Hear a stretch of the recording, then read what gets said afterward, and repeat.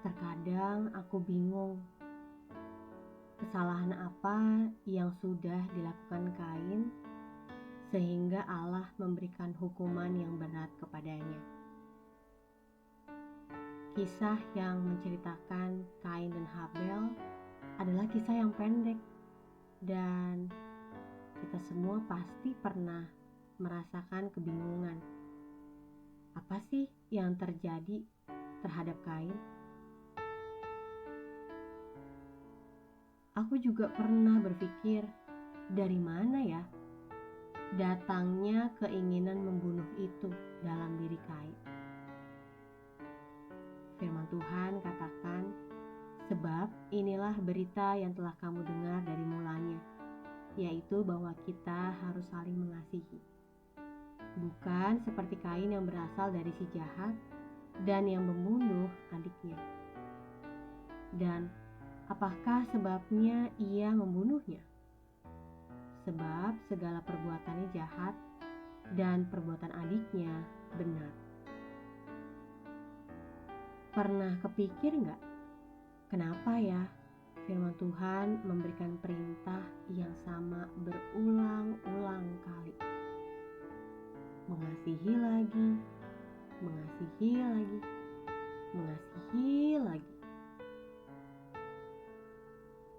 Setelah aku baca firman Tuhan hari ini, aku baru ngerti bahwa kasih adalah esensi dari orang percaya.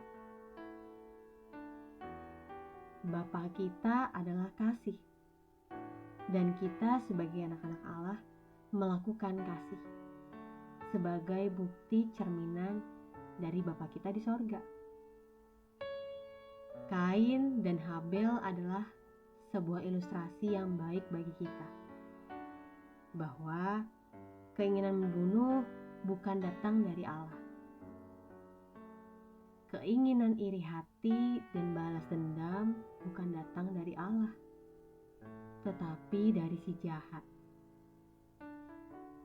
Dan tanpa disadari, kita sedang memberi celah untuk iblis menyetir hidup kita ketika kita mengikuti keinginan daging.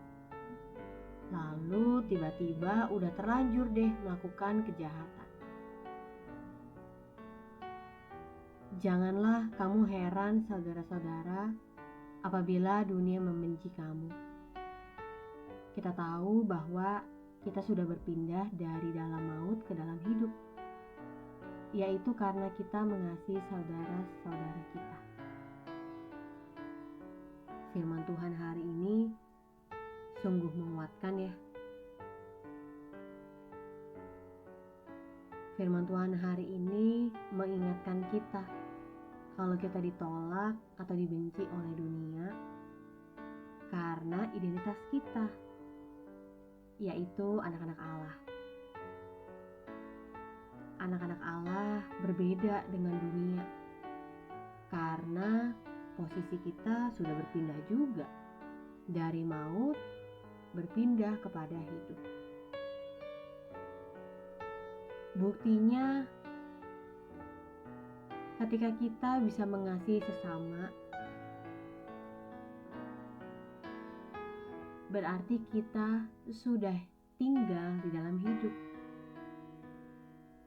Tetapi kalau kita masih sulit untuk mengasihi, berarti sebenarnya kita masih di dalam maut. Karena di dalam maut tidak ada tuh mengenal yang namanya kasih. Yang ada hanya kebencian dan kejahatan. Apakah aku masih membenci orang lain ya?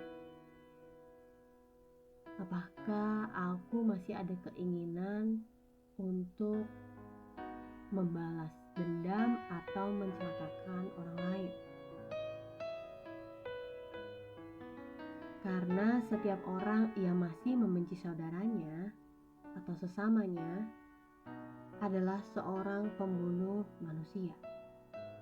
Dan setiap pembunuh tidak punya tempat berada di dalam surga.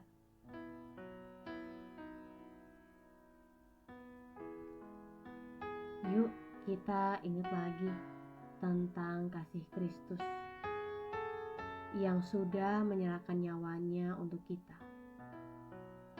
Kalau kita udah mengerti dan mengalami pengorbanan Kristus,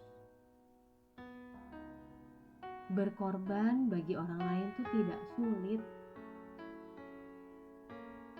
Bahkan kalau perlu kita menyerahkan nyawa bagi saudara-saudara kita akan lakukan. Lalu kalau kita belum sampai harus menyerahkan nyawa, apa yang harus kita lakukan? Kita bisa berikan apa yang kita miliki, seperti waktu, kehadiran, dukungan, doa, termasuk juga teguran. Kalau kita melihat ada sesama yang kekurangan, kita tahu bahwa Tuhan mau supaya kita menolong orang itu jadi bukti bahwa ada kasih Allah dalam diri kita. Jadi, mau gak kita mengasihi orang lain? Gak cuma dalam perkataan doang nih, tapi kita lakukan dengan perbuatan dalam kebenaran.